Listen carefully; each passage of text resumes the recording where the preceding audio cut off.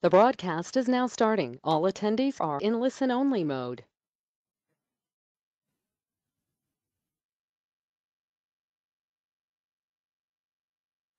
Oke, baik, selamat sore teman-teman sekalian yang sudah hadir dan terima kasih untuk atensinya untuk bisa belajar bersama-sama di dalam kesempatan pada sore ini. Topik kita pada hari ini kita akan membahas tentang perception. Oke, ini adalah materi yang sangat umum dan basically jarang sekali orang memberikan edukasi perception secara detail gitu ya. Tapi kalau teman-teman mengulangi kembali dari semua materi maupun hal yang saya sampaikan itu tidak terlepas daripada perception. Oke, teman-teman. Baik, sebelum kita mulai saya sampaikan lagi untuk disclaimer-nya teman-teman, ini adalah bentuk komunikasi yang kita berikan dari HFM kepada teman-teman, kepada klien untuk memiliki wawasan dan informasi yang lebih jelas tentang instrumen perdagangan di dalam forex. Ini adalah apa namanya? Bisnis probabilitas di mana kita harus mengutamakan resiko kisarannya berapa yang kita pertaruhkan untuk membeli kemungkinan untuk membeli tren ya. Teman-teman, karena ini adalah produk dengan menggunakan leverage atau daya ungkit, tentu saja ini seperti pedang bermata dua. Oleh karena itu kita harus hati-hati di dalam memilih leverage, jangan terlalu tinggi. Kemudian juga harus ada manajemen risikonya sebelum melakukan perdagangan supaya kita tetap bisa survive di dalam perdagangan valuta asing maupun komoditas dan yang lainnya. Oke, teman-teman, saya minta atensinya nanti kalau ada gangguan dari suara saya maupun tampilan layar, nanti saya tolong diinformasikan kalau itu terjadi pada teman-teman, nanti dicek kembali device-nya dan sambungan internetnya ya. Baik teman-teman, Anda bersama saya Adi Pangestus, analis dari HFM akan menyampaikan materi presection ini dengan secara sederhana supaya kita masing-masing mendapatkan manfaat, kita masing-masing mendapatkan clue-nya yang barangkali menjadi pertanyaan kita selama ini yang belum terjawab. Dan sambil saya jelaskan, barangkali nanti kalau ada teman-teman yang mau bertanya, langsung aja ya, to the point aja ya, langsung ketik di kolom komentarnya di situ ada. Nanti saya akan semaksimal mungkin untuk menjawab dari pertanyaan teman-teman sekalian.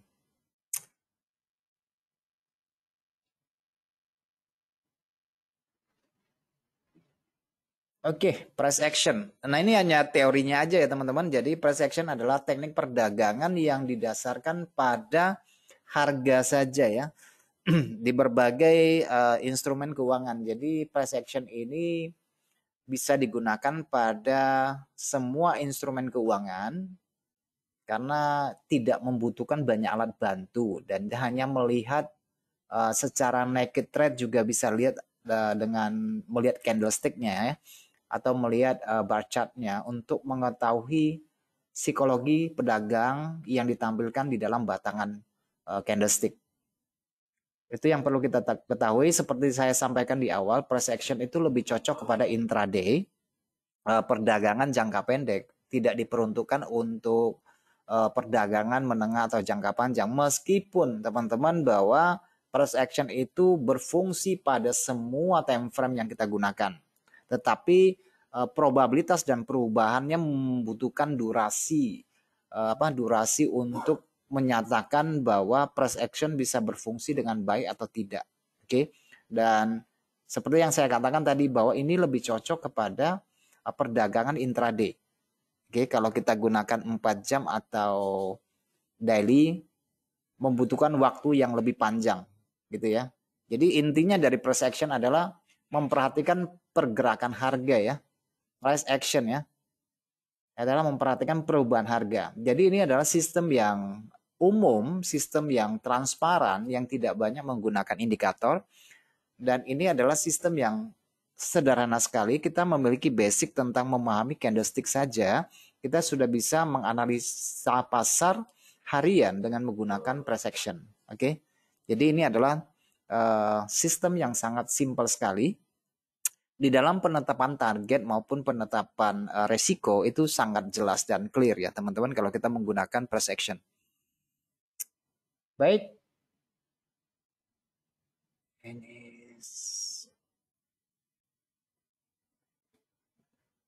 oke.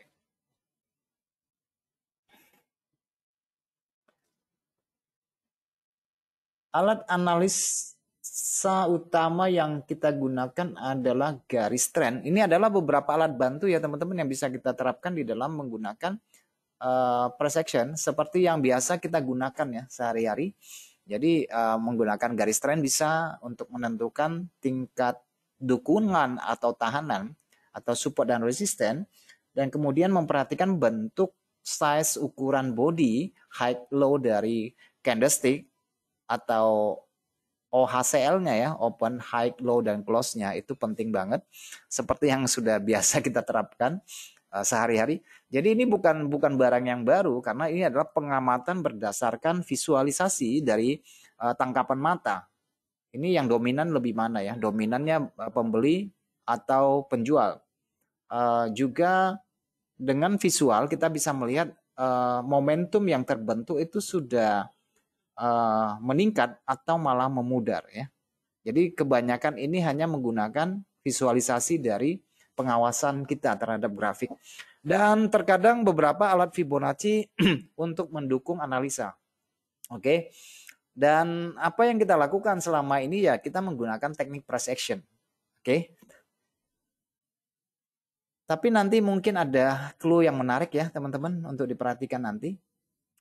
Alat analisa, kemampuan untuk menggunakan analisa tren, analisa tren yaitu identifikasi yang benar dari kecenderungan arah yang diikuti pasar sangatlah membantu. Jadi price action itu bukan hanya bukan merupakan sistem counter trend teman-teman, tetapi sebagai trend follower dan sebagai retail bagaimanapun ceritanya kita diharuskan untuk mengikuti tren karena itu adalah cara yang paling gampang untuk menghasilkan uang dengan mengikuti tren. Kalau kita mengkontra tren itu sangat berat sekali. Kalau mengkontra tren itu harus ada beberapa kriteria, ada beberapa filter yang harus kita gunakan. Sekali lagi saya ingatkan teman-teman bahwa sistem price action ini adalah sistem yang paling sederhana yang digunakan secara umum, tetapi ini sangat basic sekali. Sehingga ketika kita mengenal tentang price action ini, mau digabungkan dengan sistem trading apapun, kita akan kembali lagi mengacu kepada yang dasar ini. Jadi kira-kira ini adalah basicnya ya. Basic penerapannya. Nanti teman-teman mau pakai indikator ini, A, B, C, D, itu semuanya akan sinkron. Tetapi yang paling utama adalah memperhatikan perubahan harga, yaitu price action-nya terlebih dahulu. Karena kalau namanya indikator kan dihasilkan dari akumulasi nilai perdagangan sebelumnya kan, baru akan mendapatkan nilai dari indikator tersebut.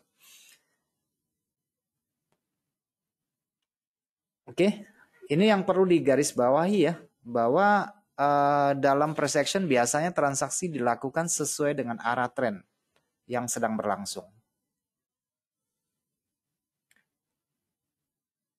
Yang pertama sekali, ya ini tidak bisa lepas dari yang namanya price action yaitu support dan resisten. Ya kan? Support dan resisten itu sesuatu yang nggak bisa kita lepaskan. Karena kenapa? Karena level harga yang kita tentukan berdasarkan support dan resisten itu adalah menjadi level yang akan kita perhatikan pada level ini karena ada kemungkinan bahwa level support dan resisten harga itu bisa memantul. SNR-nya ya, harga kemungkinan bisa memantul, tetapi juga kemungkinan bisa dijebol. Kan gitu ya. Memang kita mengharapkan bahwa ketika harga naik mencapai resisten, kalau harga naik mencapai resisten, gitu ya, mencapai resisten kita pengennya jual, kan begitu ya. Tetapi kan harus ada price action-nya yang memberikan informasi bahwa ini bisa kita bisa mengambil keputusan untuk menjual. Dalam contoh ini misalnya di daerah resisten. Nah, hal-hal apa yang perlu kita perhatikan sih ketika harga mencapai resisten, yaitu perubahan momentum rally, apakah momentumnya itu meningkat, minatnya meningkat, atau malah kehilangan minat di situ. Nah, hal-hal tersebut itu yang akan kita perhatikan. Nah, tentu saja ini durasinya bisa dalam jangka waktu pendek, atau lebih panjang, atau lebih lama, baru terjadi perubahan. Karena kadang-kadang kebanyakan kita mengharapkan begitu harga sentuh resisten, langsung kita masuk pasar, kita jual, dan langsung berharap harga akan berbalik arah lagi, kan begitu kan. Tetapi di dalam kenyataannya bahwa ketika harga menguji suatu resisten, dia tidak langsung serta-merta langsung berbalik arah dan turun, kan gitu kan. Kadang-kadang dia bermain dulu kan di situ, membentuk divergensi maupun konvergensi, atau membentuk double top gitu kan di situ ya. Nanti akan muncul pola-pola harganya dalam bentuk yang akan saya jelaskan nanti, bentuk-bentuknya seperti apa. Nah, itu penting sekali untuk sebagai konfirmasi bagi kita lebih mantap untuk masuk pasar. Oke, jadi kita punya setupnya ya, price action itu punya setupnya tersendiri. Jadi bukan berarti sampai di resisten kita harus jual, sampai di support kita harus beli, nggak begitu ya. Nah, memang biasanya kita akan melihat suatu support atau resisten apa namanya didasarkan pada jangka waktunya ya. Kalau teman-teman menggunakan eh, trading intraday, mungkin yang kita gunakan adalah support resisten harian, atau ya paling kuat support resisten mingguan ya. High low-nya ya, OHCL-nya high low harian. Kalau kita tradingnya di 1 jam ke bawah kan harus memperhatikan high low hariannya kan. Kalau kita menggunakan 4 jam berarti kita harus memperhatikan high low mingguannya kan. Kalau kita menggunakan daily tentu saja kita akan melihat kepada harga tinggi dan harga rendah dari bulanan. Karena itu adalah resisten, itu adalah tempat pertahanan dari seller. Sedangkan support adalah basis pertahanan dari buyer, dan itu nggak boleh dijebol dan ditutup dengan sempurna. Karena itu bisa menjadi perubahan minat itu di situ. Nah, level support resisten ini akan selalu menjadi spot fokus yang akan diperhatikan oleh pedagang. Oke. Seperti yang saya sampaikan biasanya, jangan melakukan pembelian di resisten. Jangan melakukan penjualan daerah support. Sudah di support kita malah melakukan posisi short misalnya. Itu harus dihindari. Sampai muncul kemungkinan apakah terjadi breakout secara sempurna atau tidak.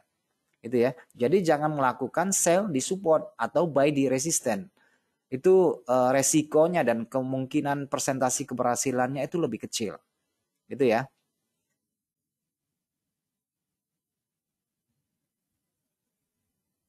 Jadi level support resisten adalah dasar dari price action kawan-kawan. Nah, sekarang kita akan melihat ada 2 jenis support dan resisten yang harus kita perhatikan. Meskipun ada tambahannya ya, bukan cuma 2 sih sebenarnya. Cuma saya ambil garis besarnya ya, yaitu support resisten untuk jangka panjang dan support resisten untuk jangka pendek. Oke.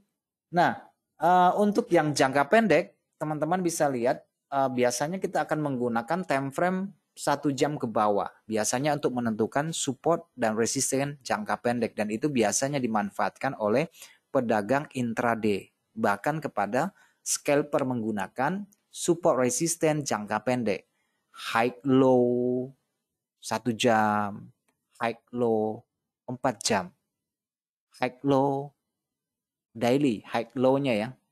Kalau kita tradingnya hari ini, kita akan melakukan perbandingan dengan high low yang kemarin. Ibaratnya kalau harga hari ini turun melampaui harga rendah yang kemarin, tentu saja itu adalah sebuah informasi yang penting. Bahwa kekuatan harga yang sedang berlangsung lebih kuat turun daripada yang sebelumnya kalau dia melampaui harga rendahnya. Demikian pula sebaliknya, kalau harga hari ini mampu melampaui harga tertinggi 1 hari sebelumnya, itu sudah merupakan informasi yang sangat penting bagi para trader yang menggunakan price action. Karena itu adalah indikasi bahwa buyer lebih kuat. melampaui harga tertinggi satu hari sebelumnya, yaitu resisten harian yang notabene adalah titik pertahanan dari seller. Itu yang dia lampaui. Oke, jadi di sini terjadi pergeseran minat. Ini masih template-nya ya. Nanti kita masuk kepada grafiknya baru saya jelaskan lebih rinci. Jangka pendek yang tidak hanya kalau jangka pendek bukan hanya skala waktunya yang kecil, ya mungkin ada yang gunakan 15 menit, 30 menit, 1 jam atau 4 jam high low-nya ya. Tetapi juga durasinya itu juga tidak panjang. Mungkin sebentar terjadi breakout, sebentar terjadi pemantulan pada zona-zona tersebut. Karena ini adalah jangka pendek. Nah, kalau kita untuk jangka panjang tentu saja bisa menggunakan high low weekly jadinya ya. High low weekly untuk jangka panjang. Kenapa kita menggunakan high low weekly sebagai pertahanan dari buyer dan seller? Karena kebanyakan kita kan aktif transaksinya dalam seminggu kan 5 hari ya. Tentu saja high low mingguan itu akan menjadi dasar pijakan kita untuk melihat perubahan tren yang akan datang. Oke, jadi kalau dia terjadi breakout high atau low-nya weekly itu bisa untuk perdagangan beberapa waktu ke depan, lebih panjang dibandingkan yang menggunakan time frame kecil gitu ya. Teman-teman mungkin bisa berlanjut 1 minggu, 2 minggu atau 3 minggu ya. Nah, tetapi bahwa resisten atau support jangka pendek pada beberapa kasus itu bisa menjadi resisten jangka panjang. Apabila level support resisten time frame kecil itu bolak-balik disentuh. Oke. Harga itu cukup kuat. Nah, meskipun pernah ditembus support resisten tersebut, tetapi dia akan berfungsi untuk jangka yang panjang. Jadi support resisten sebenarnya tidak usah kita ganti-ganti terus-menerus ya. Apalagi kita menggunakan time frame di atas 4 jam. Support resisten itu relatif kuat dan bisa digunakan untuk seterusnya ya. Sampai sampai terjadi penembusan dan pemantulan pada zona itu biasanya ada frasa yang mengatakan bahwa history always repeat ya, bahwa sejarah selalu akan terulang. Nah, jadi support resisten yang mungkin 10 tahun yang lalu itu bisa masih berfungsi dengan hari ini, bahkan support resisten yang dari berpuluh-puluh tahun yang lalu masih berfungsi sampai dengan hari ini. Oke, sebenarnya kalau support resisten itu tidak perlu kita ganti terus-menerus.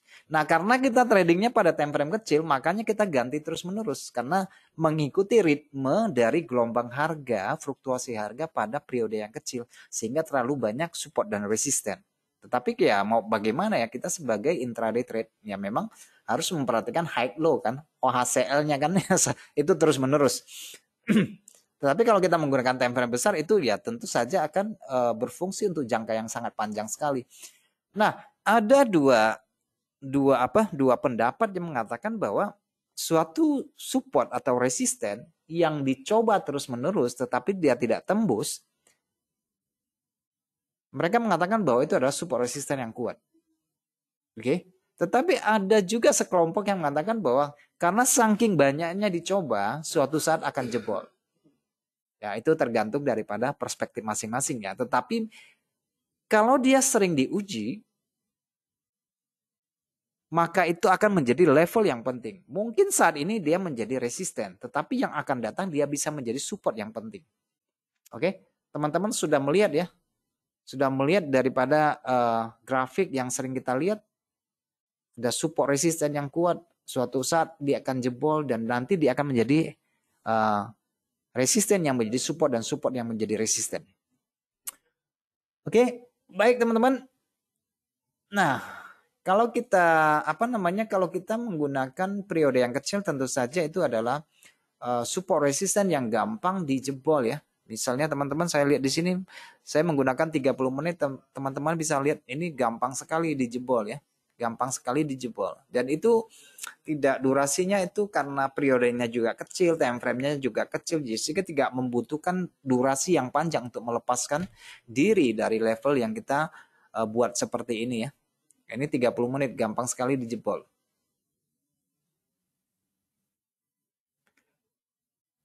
Oke, baik. Nah, kemudian kita sudah berbicara tentang support resistance, sekarang kita melompat kepada swing high dan swing low. Nah, ini adalah ada hal yang kadang-kadang disalahartikan oleh pedagang intraday ya, swing high dan swing low. Oke, tampilannya seperti ini teman-teman. Ini adalah swing high, ayunan yang tinggi. Merupakan gabungan dari 3 buah candle, di mana candle tengahnya itu yang paling tinggi. Nah, kalau kita melihat apa namanya, kalau ada candle seperti ini kebetulan saya buat di bar chart. Ini harga tinggi. Nah, candle paling tinggi yang tengah dan candle turun. Nah, biasanya ini swing high ini bukan menggambarkan ini pola reversal. Nah, kita sering salah menangkap bahwa itu adalah pola reversal. Tapi sebenarnya ketika terjadi reversal, dia itu ada. Oke, ketika terjadi pola reversal, dia itu ada, dia selalu hadir. Oke, jadi kadang-kadang kita salah tangkap informasi. Kita lupa membandingkannya dengan bias yang terbentuk. Oke, kalau dia buat swing high begini, nanti dia naik lagi buat swing high lagi, naik lagi bikin swing high lagi. Jadi selalu ada 3 formasi candle swing high-nya. Dan kadang-kadang kita yang suka counter langsung termakan sama umpan seperti ini, langsung hajar sell misalnya. Nanti mengayun lagi bikin hal yang sama 3 buah candle ya. Entah dia dalam bentuk inside down, entah dia bentuk dalam evening star ya, dalam konteks swing high seperti ini. Nah, kita sering kejebaknya di situ kalau scalper atau intraday ya gitu ya. Padahal biasnya atau kecenderungan trennya itu masih menaik, tetapi dia hadir selalu dan seolah-olah memberikan satu harapan, wah harga sudah mau reversal. Ya, pada kenyataannya itu belum terjadi. Dan seperti yang saya selalu katakan bahwa ketika terjadi penurunan pertama, katakanlah dia turun dari swing high seperti ini, turun pertama itu bukan turun. Oke, itu bukan turun. Tapi penurunan yang kedua, entah dia dalam bentuk divergensi atau konvergensi, itu baru saat turun. Dan itu sudah pasti terjadi breakout pada dukungannya atau pada neckline-nya atau pada apa namanya, pada pola double top-nya atau head and shoulders-nya atau dan sebagainya di situ ya, atau dia ending diagonalnya dan sebagainya. Nah, swing high ini selalu keluar. Gitu ya, swing high-nya selalu keluar. Nah, selain daripada ayunan yang lebih tinggi, juga ayunan yang lebih rendah adalah kebalikannya teman-teman, di mana candle yang tengah. Jadi ini susunannya dari 3 candle ya, teman-teman. Susunannya tuh dari 3 candle. Nah, candle ketiga itu ada yang paling rendah. Nah, mungkin dalam perdagangan emas kemarin muncul tuh swing low-nya ya. Sesudah swing low apa yang terjadi? Harga tidak melanjutkan kenaikan, kemudian turun lagi, nanti dia bikin swing low lagi. Nah, itu sebenarnya menandakan kelanjutan daripada penurunan harga. Kelanjutan daripada penurunan harga.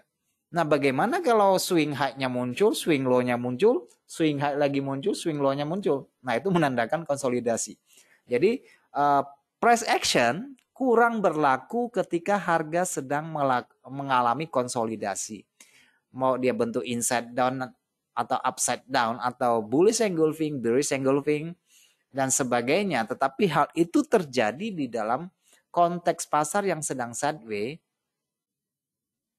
kurang berfungsi. Oke, kurang berfungsi. Nah, seperti yang bisa teman-teman lihat dari tampilan gambar ini. Nah, yang saya sebutkan tadi, formasi daripada swing high dan swing low atau ayunan tinggi dan ayunan rendah itu apa namanya, adalah untuk mengidentifikasi pasar ya teman-teman ya, untuk mengidentifikasi pasar tentang tren yang sedang berlaku, gitu ya. Dan identifikasi pertama yang harus kita perhatikan, perubahan tren itu tidak terjadi dalam durasi jangka waktu pendek. Selalu bahwa perubahan tren itu harus terjadi breakout. Ya kan? Harus terjadi breakout. Nah, kita harus tempatkan kepentingan kita terlebih dahulu bahwa breakout tersebut apakah dia breakout harian, mingguan, atau bulanan. Baru bisa mengatakan terjadi kelanjutan tren atau pembalikan tren. Nah, teman-teman paling juga sudah tahu kan tentang apa itu akumulasi, apa itu distribusi. Kamu lihat bahwa perubahan tren itu pasti akan membentuk yang namanya pola grafik atau pattern ya. Atau pattern.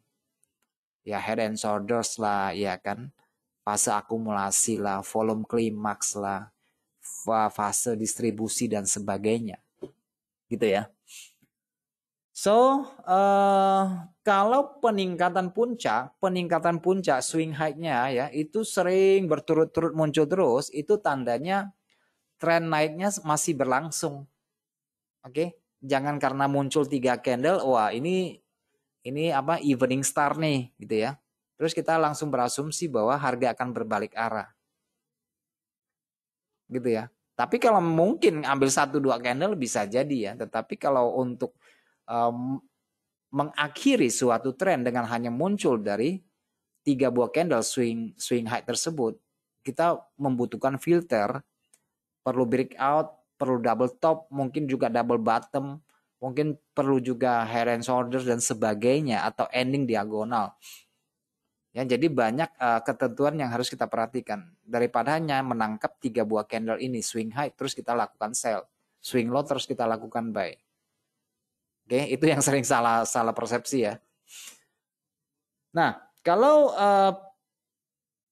jadi swing high itu memberikan informasi pertumbuhan pasar ya teman-teman. Kalau swing low itu menggambarkan pasar yang menurun ya. Tetapi kalau dia keluar atas keluar bawah, yaitu tandanya konsolidasi seperti dari gambar yang bisa teman-teman lihat di situ. Oke. Apalagi nih. Nah, cuma demikian ya teman-teman yang saya tampilkan di dalam grafik. Dan sekarang kita akan ke apa? Ke MetaTrader ya. Kita ke MetaTrader. Karena kita akan membahas yang apa namanya? Tentang price action lebih lanjut. Kita akan membahas tentang pin bar, pemanfaatan pola candle pada area support resisten, pada area OHCL-nya ya. Nah, ini penting banget dan ini menarik.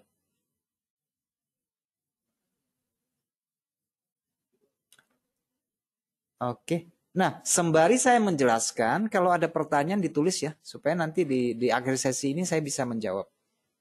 Di akhir sesi ini akan saya jawab. Oke.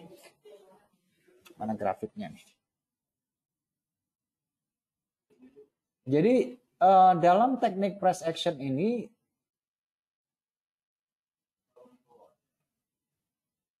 pola-pola harga itu, pola-pola harga yang kalian kenal dengan nama-nama itu adalah menggambarkan perubahan minat dan pertumbuhan minat ya.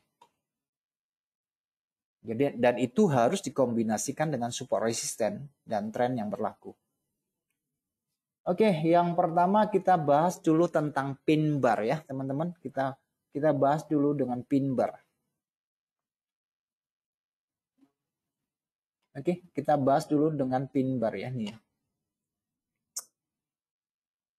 Kita bahas dulu tentang pin bar. Nah, ini pin bar ya, teman-teman. Kebetulan saya bukanya di emas. Ini adalah emas. Nah, ini adalah pin bar ya. Oke, ini pin bar. Pin bar itu peniti ya. Jarum pentul ya. Pin bar itu jarum pentul ya. Ini pin bar ya. Jadi dia punya body, punya tekanan shadow atas bawah ya.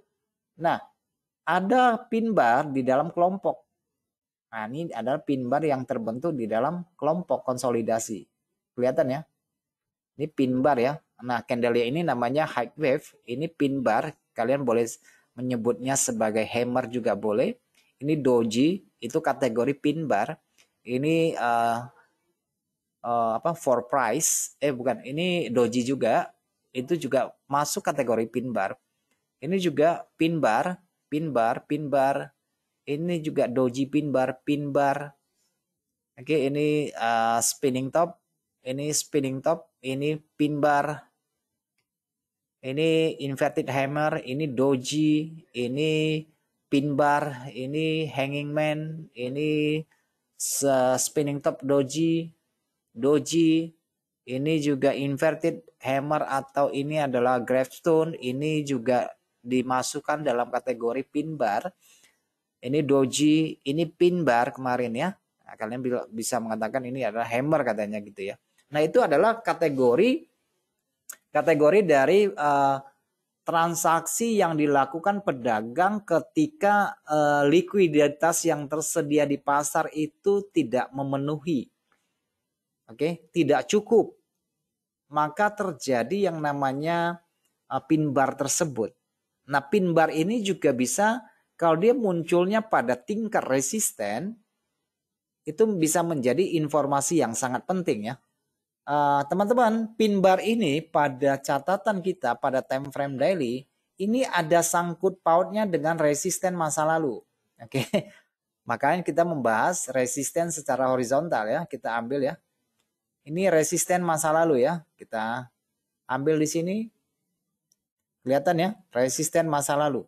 Nah, ini adalah sebuah informasi penting bahwa pin bar itu sudah berlaku. Nah, apa yang harus kita lakukan kalau muncul seperti itu? Nah, kita harus perhatikan dari konteks tren yang terbentuk sebelumnya. Karena kita bicara tentang price action, pergerakan harga. Nah, by the way, karena saya bukanya di daily, sekarang teman-teman jangan menganggap ini sebagai daily. Anggap saja ini 1 jam ya. Karena saya katakan bahwa ini lebih effortnya lebih besar kalau kita gunakannya di dalam intraday ya. Anggap saja ini 1 jam misalnya ya. Oke. Walaupun saya bukanya di daily ya. Nah, teman-teman, apa yang harus kita lakukan? Nah, kalau kita muncul daerah pin bar menandakan bahwa resisten yang kita buat garis ini adalah pertahanan dari seller masa lalu. Itulah titik tertinggi. Seller mulai menjual atau buyer mulai melikuidasi posisi buy-nya. Oke, itulah garis resisten. Nah, teknikal atau teknisi atau chartis seperti kita yang menggunakan analisa teknis selalu akan melakukan perbandingan harga ke masa lalu. Ya kan? Melakukan perbandingan harga, resistennya di mana? Ini resisten apa nih? Resisten monthly kah? Resisten tahunan kah? Resisten weekly kah? Resisten daily kah? Nah, itu fungsi-fungsinya itu kita buat batasan supaya kita bisa memberikan perhatian secara khusus garis-garis tersebut, level-level tersebut, apakah ada kecenderungan untuk terjadi pemantulan atau putar arah atau malah terjadi penembusan. Gitu ya. Nah, sekarang bagaimana kita manfaatkan pin bar seperti ini? Nah, ada caranya ya, teman-teman, karena pin bar itu harus keluar pada zona support resisten. Itu yang pertama. Pin bar itu harus keluar pada daerah zona support resisten. Oke. Nah, kalau dia muncul seperti ini, apa yang harus kita lakukan? Atau di mana kita harus menempatkan posisi jual? Jelas bahwa pin bar itu adalah shadow yang ditinggalkan di atas itu adalah tekanan dari seller atau ada upaya dari buyer ini yang meliquid posisi belinya sehingga harga berakhir di sini. Oke, harganya berakhir di sini. Buyer yang meliquid posisinya sehingga harga berakhir di sini. Itu price action. Gitu ya. Nah, sekarang biasanya yang bisa kita lakukan untuk mendapatkan harga yang lebih murah, kita harus mengukur high low-nya ya. Berapa persen? Biasa orang menempatkannya itu 38 atau 50% untuk masuk posisi. Oke, jadi dari pin bar ini kita ukur, kita mistarin, ini persentasinya berapa gitu ya. Biasa orang melakukan penjualannya di level 38 atau 50%. Oke. Dan itu perhitungan risikonya sudah murah karena pin bar ini keluarnya pada zona resisten. Oke. Nah, Kalau saya buka pada time frame yang lebih kecil untuk melihat, nah teman-teman bisa melihat nih, high low pin bar-nya sudah saya ukur di sini. Oke, high low-nya. Dan kita sesudah ini kita pin bar ini dihasilkan dari 1, 2, 3, 4, 5, 6. 6 batang candle ini ya, 6 batang candle ini. Dan kalian bisa melakukan penjualan untuk yang akan datang berdasarkan high low dari pin bar ini kira-kira antara 38, 50 sampai 61%. Itu secara rasio yang diberikan oleh alat bantu Fibonacci retracement. Nah, saya kasih hal yang simple. Kalau hal ini terjadi, pin bar itu terjadi, kalian cermati di mana sih ada narrow candle-nya atau candle pin bar pada time frame yang lebih kecil. Oke. Tadi pin barnya besar ya dalam satu batang. Nah, bagaimana supaya kita bisa mendapatkan harga yang deal yang bagus, harga entry yang bagus, bukan hanya didasarkan pada persentasi koreksi 38, 50, dan 60, tetapi secara price action berdasarkan indikator mata kita, visualisasi kita, nggak perlu pakai indikator atau nggak perlu pakai Fibonacci, sebenarnya kita sudah langsung bisa tahu karena basicnya adalah price action. Teman-teman lihat kembali tadi dalam bentuk daily pin bar. Saya mau jual nih karena pin bar ini close-nya di bawah resisten misalnya. Nah, teman-teman tinggal mencari di frame yang lebih kecil. Di dalam pin bar daily pasti ada pin bar dong pada time frame kecil kan. Entah dia di 4 jam, entah dia 1 jam, entah 30 menit. Nah, itulah menandakan harga yang berhenti di situ. Nah, dari 3 buah candle yang saya lingkari time frame kecil ini, 1, 2, 3, ini merupakan penanda kamu disuruh jualnya di level ini nanti. Oke? Jadi ketika harga berbalik kamu udah tahu nih jualnya di mana. Jadi bukan hanya tanpa Fibonacci, tetapi secara kasat mata, secara visual kita juga udah tahu nih jualnya di mana. Ya, di 3 buah candle kecil ini kita zona jualnya. Oke, itu cara pemanfaatan yang pertama ya teman-teman. Cara pemanfaatan yang pertama.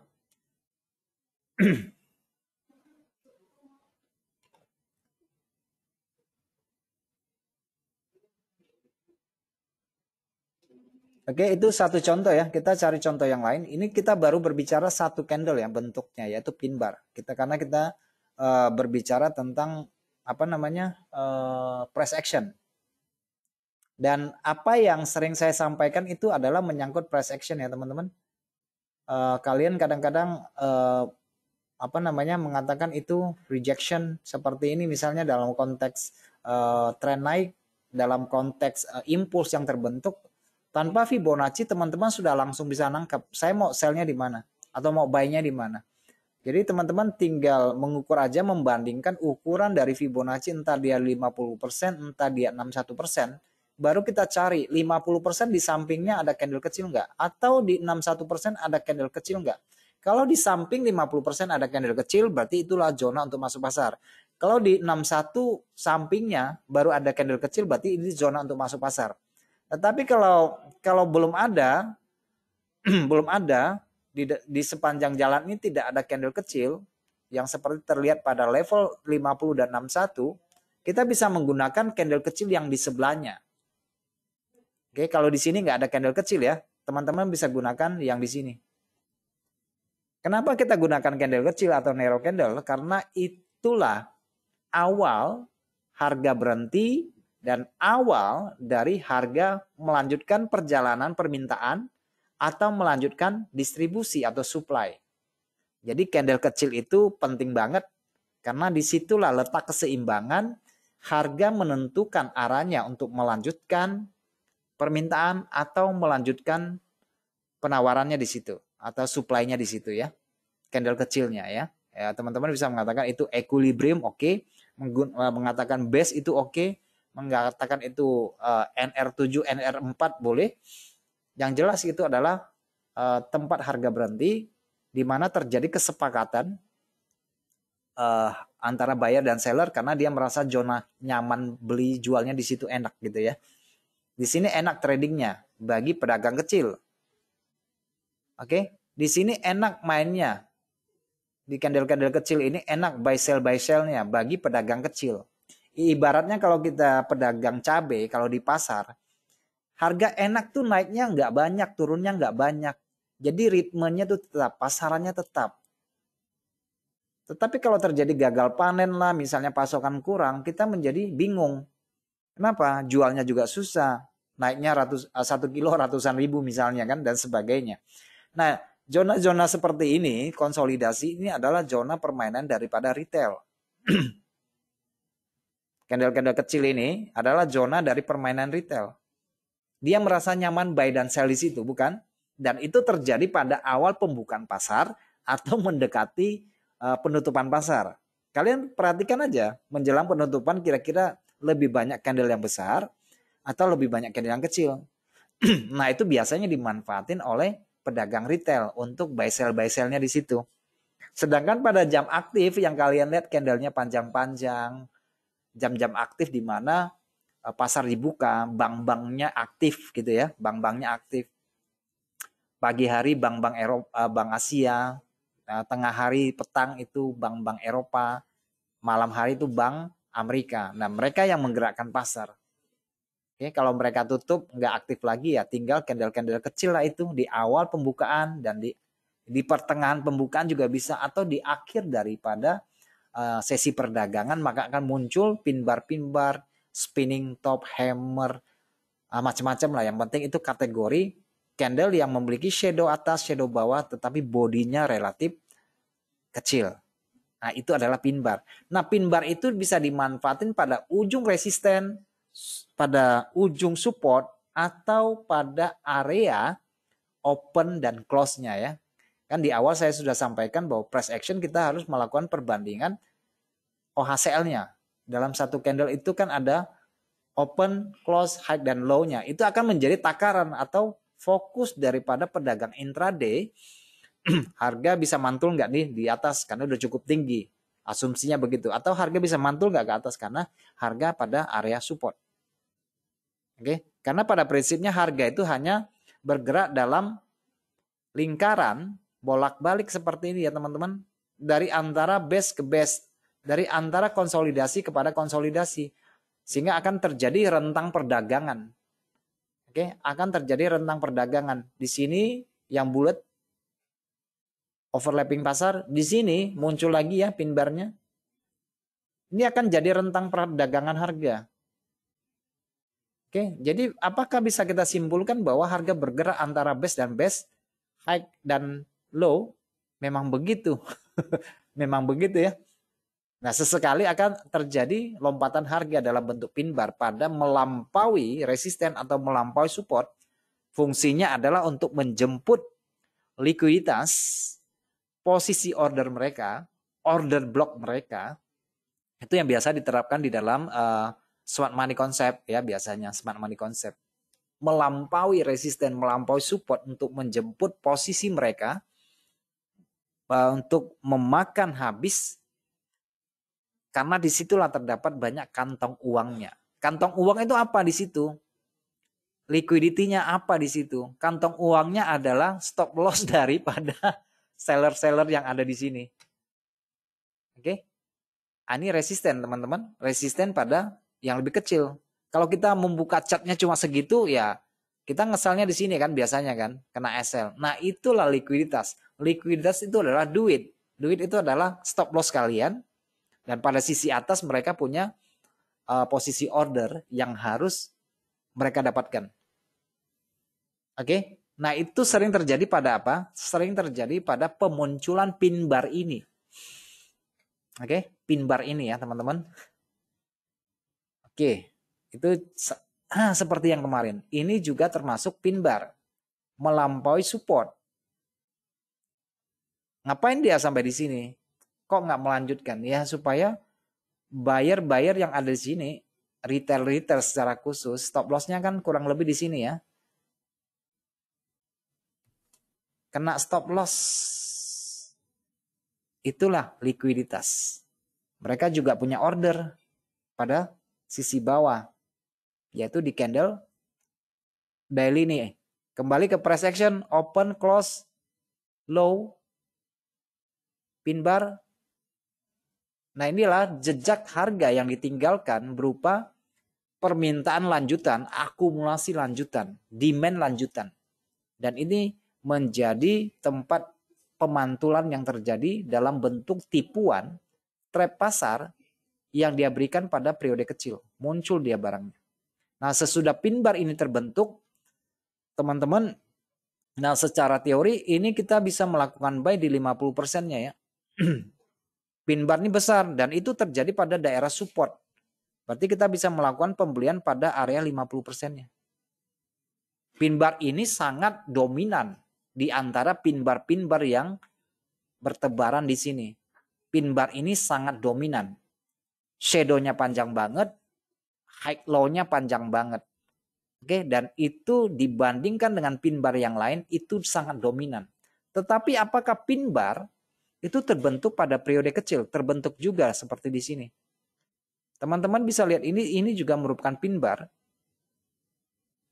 yang mencoba menembus resisten minor ya, tetapi tidak berhasil. Nah, kalau dia tidak berhasil, apa yang harus kita lakukan?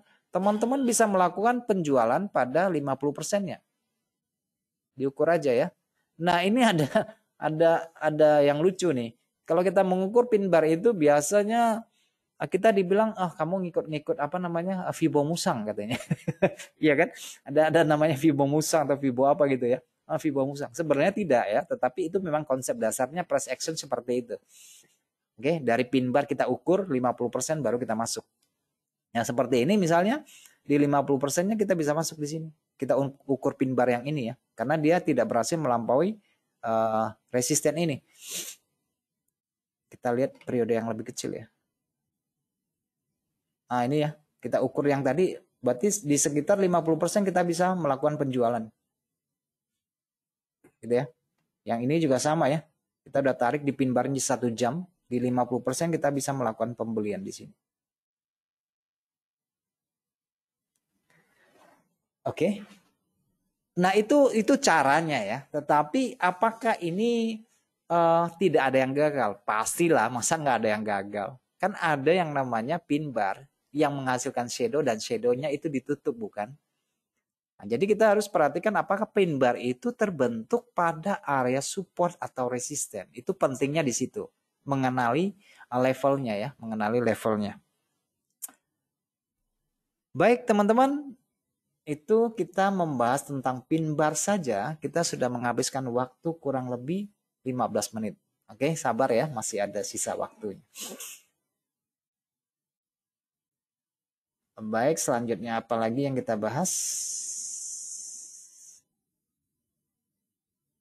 Sebentar, apa lagi?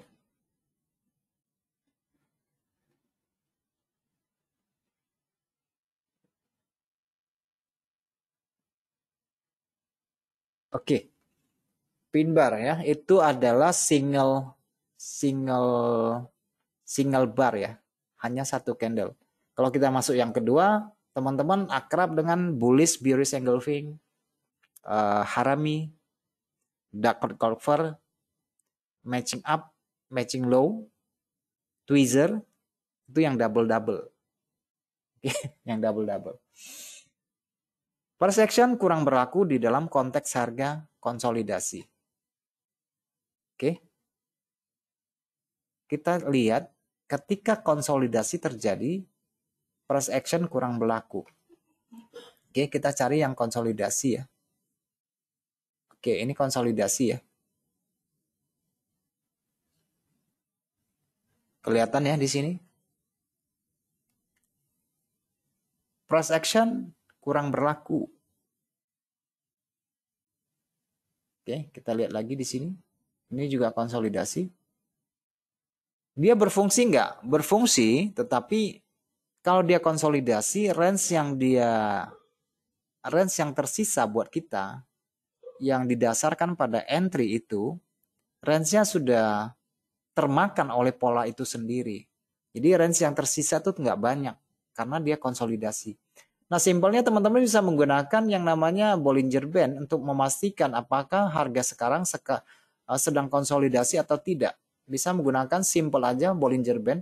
Kalau teman-teman melihat dari Bollinger Band ini, dia membentuk leher botol, artinya dia menyempit, itu sudah konsolidasi.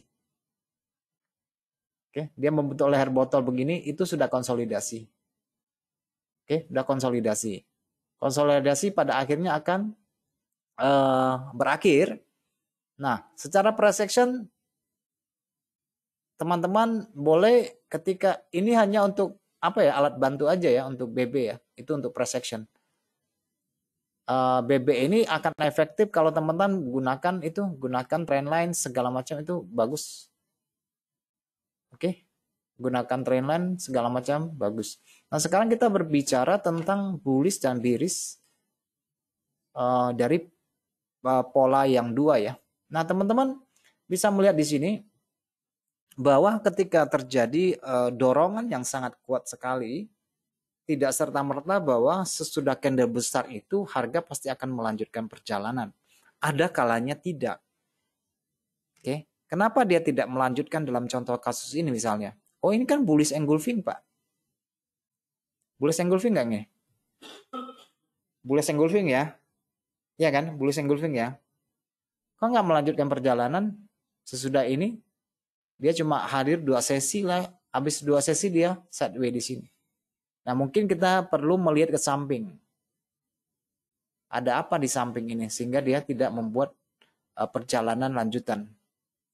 Teman-teman bisa lihat di sini ke lebih jauh di sini. Ya, ini adalah zona support resisten masa lalu. Kelihatan ya di sini ya, ini zona ya, supportnya di sini ya. Supportnya di bawah nih. Tetapi dia adalah zona. Nah, teman-teman memang dalam penggambaran support resisten, kalau saya secara pribadi, saya tidak menggunakan harga tertinggi dan terendah. Tetapi saya menggambarnya secara zona. Kira-kira zona pantulan itu kan bisa selisih 5 pip, 10 pip, 20 pip, 25 pip, gitu kan. Nah, kita buat rentang harganya, zona pantulannya. Karena harga bisa kelebihan sedikit, kurang sedikit kan. Namanya juga jualan kan bisa agak mahal dikit, agak murah dikit kan. Antara toko yang A dengan toko B kan pasti ada selisih harga kan. Tetapi masih bisa tolerir ya, masih bisa ya, masih bisa mahalnya cuma 500 perak lah kan kira-kira begitu ya. Mahalnya cuma ya 1000 perak seperti itu. Oke. Ya perbandingan lah kita beli barang di toko dengan pesan online misalnya. Kalau selisihnya nggak banyak kan ya kita belinya di sini aja kan gitu kan. Tapi kalau selisihnya banyak ya udah pakai online aja. Nah, itu perbandingan harga. Itu juga teknikal ya. Oke. Ibu-ibu juga melakukan teknikal perbandingan harga. Nah, ini salah satu yang harus kita perhatikan. Kenapa harga tidak melanjutkan perjalanan dari contoh yang kita tunjukkan tadi? Ya salah satunya karena ada tingkat support resisten masa lalu. Nah, teman-teman bandingkan aja yang tadi contoh yang saya tunjukkan ini. Harga naik yang tidak melanjutkan. Kenapa dia tidak melanjutkan? Karena dia memasuki zona support resisten. Zona ya teman-teman. Oke, di garis bawah ini zona support resisten. Nah, apa yang harus kita perhatikan ketika harga memasuki zona support resisten? Kembali kepada price action-nya. Ketika harga masuk, mana tadi? Nah, ketika harga masuk ke zona resisten, nah di sini ada kelompok seller, kekuatan seller kelihatan ya di sini ya. Ini kelompok seller. Kemudian di sini ada kelompok seller. Oke. Jadi candle yang besar ini membayar semua penurunan itu. Jadi kita boleh berasumsi bahwa harga turun dari akumulasi seller, kemudian seller, mereka melikut posisi mereka sehingga harga terbang di situ. Sudah terbang tidak melampaui. Pelan-pelan membentuk minatnya kembali ke minat jual. Minat jual itu akan ditandai dengan harga tinggi yang lebih rendah, harga rendah yang lebih rendah. Itu bias. Mulailah durasi penurunan bentuk biasnya. Sehingga saya sering ingatkan teman-teman, penting untuk melihat bias. Karena itu melihat kemiringan, melihat kecenderungan, melihat akumulasi minat dari pembeli dan penjual. Kalau miringnya ke bawah, lebih cenderung ke bawah biasnya. dari trendline yang teman-teman tarik itu menggambarkan minatnya cenderung turun. Oke, bisa dilihat dari teman-teman hubungkan dari titik low, titik low, titik low. Itu terjadi pertumbuhan minat. Dari harga yang rendah, harga rendah yang lebih rendah, harga tinggi yang lebih rendah, terjadi penurunan minat. Oke. Nah, biasanya di level harga ini di support resisten ini mungkin ya dalam bentuk apa namanya divergensi atau konvergensi. Dia akan selalu hadir pola candle biris, engulfing. Oke. Kemudian dia akan hadir dengan candle kecil membesar momentum, kecil membesar momentum, kecil membesar momentum. Nah, ini adalah indikasi-indikasi yang harus ditangkap oleh pedagang atau trader intraday. Nah, yang sering terjadi adalah kita terlalu cepat-cepat buru-buru masuk sell aja di sini. Oke, karena kita langsung yang namanya kita tuh pengennya cepat kan gitu kan. Wah, habis pola ini turun deh. Sementara pasar membutuhkan durasi untuk membentuk dominasinya siapa nanti ya. Mungkin bisa 1 jam, 2 jam, 3 jam, sampai 10 jam, sampai 16 jam, sampai 24 jam. Bisa jadi. Bahkan sampai 3 hari ya. Kalau untuk intraday bisa terjadi sideway-nya 3 hari. Membentuk 3 buah candle pin bar di dalam harian. Sering kan kita lihat kan? Nah, teman-teman lihat di sini. Ini berapa hari ini? Ketika dia turun, anggap teman-teman ini adalah 1 hari 1 batang. Kamu hitung di sini pembentukan pin bar dan durasi konsolidasi berapa hari. Kalau kita anggap ini 1 hari. 1 hari, 2 hari, 3 hari. 3 hari seolah-olah naik. Tapi belum naik lagi. Turun lagi. Di neckline. 1, 2, 3. Sudah 6 hari belum naik. 1, 2, 3. Sudah 9 hari nggak naik. 10. Baru keluar di sini. Baru dia kasih informasi. Oh, udah lepas nih. Ini pola apa nih? Pola bullish. Bullish engulfing bukan? Iya, bullish engulfing. Apakah kita langsung tangkap?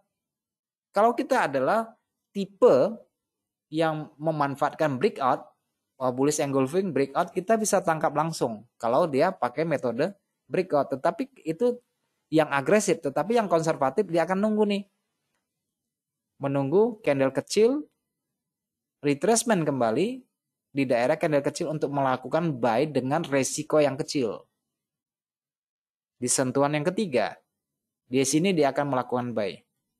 Jadi resikonya terukur, persentasi keberhasilannya lebih besar dibandingkan yang memanfaatkan ini. Karena kalau dia breakout, dia buy, kadang-kadang harapannya terlalu besar, dia langsung pasang TP-nya di sini. Ya kan? Langsung pasang TP-nya di sini. Dan sesudah beberapa hari berlalu, nggak sampai-sampai TP. Ujung-ujungnya posisinya yang untung sekarang menjadi merugi. Merugi. Oke, tetapi kalau kita tunggu sampai di sini baru kita masuk, nggak terlalu lama ya di situ ya. Nggak terlalu lama jadi ya. Nah, ini pola-pola ini yang harus kita perhatikan ketika harga memasuki zona support resisten ya. Muncul nih 1-2 1-2 seperti ini. Oke, nanti ada muncul pin bar menandakan nggak kuat naik tarik bawah, naik tarik bawah. Itu selalu berkaitan dengan candle kecil narrow candle yang saya sebutkan di awal tadi atau di pertengahan penjelasan tadi. Jadi menjadi clear ya kapan kita harus mau. Penurunan pertama tunggu aja dulu. Yang kedua kita masuk di sini nggak terlambat. Oke, sudah dapat harapan kan targetnya di sini nih. Dia tidak kasih langsung. Dia swing lagi sekali lagi membentuk swing high di sini, swing low di sini, swing low di sini, swing low yang terus-menerus keluar dalam bentuk kemiringan itu menandakan penerusan tren turun. Swing low yang saya jelaskan tadi, swing high dan swing low. Swing low lagi baru turun. Nah, balik ke sini. Kita tunggu lagi nih. Kan enggak. Iya, kebanyakan kita langsung buy limit atau buy di sini kan. Ya durasi perlu. Padahal enggak perlu terlalu buru-buru sampai benar-benar keluar nanti ada informasinya. Informasi yang diberikan dalam bentuk pola. Nah, misalnya di sini teman-teman yang dari itu ya, yang tadi kita buy-nya di sini misalnya, kita tarik ke bawah, tetapi dia masih ada range di bawahnya misalnya di sini. Ada bentuk candle kecil. Kita tunggu aja dulu. Apa yang akan terjadi? Turun, naik, turun, naik, turun, naik, turun, naik, turun. Nah, pada level ini kalau ada dua pijakan bentuk candle pin bar, tarik kita masuk di sini. Nah, resikonya udah terukur banget di sini. Ya rugi juga, rugi berapa ya? Kita sudah bisa kalkulasi kerugiannya berapa. Dan persentase keberhasilannya jauh lebih besar. Di mana kita kira-kira akan menempatkan targetnya? Kalau secara zona support resistance ya mungkin kita akan tempatkan target di sini. Tetapi kita mau logis. Ketika kita buy SL di sini, rasionya risk rewardnya berapa? Ya 1:2 dulu lah ya kan kira-kira gitu. Tapi kalau kita mau mencermati berdasarkan precision yang benar penempatan TP-nya di mana sih? Kira-kira di dua candle kecil ini. Selesainya di situ. Sampai di situ dia reject. Baru kita tambah posisi ulang untuk retest entry ya. Pasang buy limit lagi di sini. Untuk mendapatkan target yang lebih jauh. Waduh, bahannya masih banyak nih ya. Bahannya banyak ini, durasi waktunya sudah selesai. Oke, nanti saya sambung lagi ya teman-teman. Karena waktunya sudah selesai, untuk yang akan datang saya masih ada beberapa materi yang harus saya sampaikan dan mutlak harus saya sampaikan kepada kalian supaya kalian bisa memahami secara utuh price action itu. Oke? Masih ada beberapa yang belum selesai tetapi waktunya udah habis. Kita sambung pada pekan depan ya. Ataupun di dalam platform yang lain ya, waktu saya live itu boleh kita lanjut deh.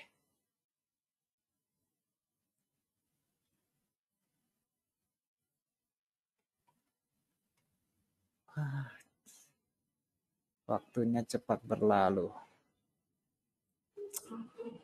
Saya masih ada banyak materinya nih, belum selesai lagi. Jelaskan satu aja panjang gitu ya.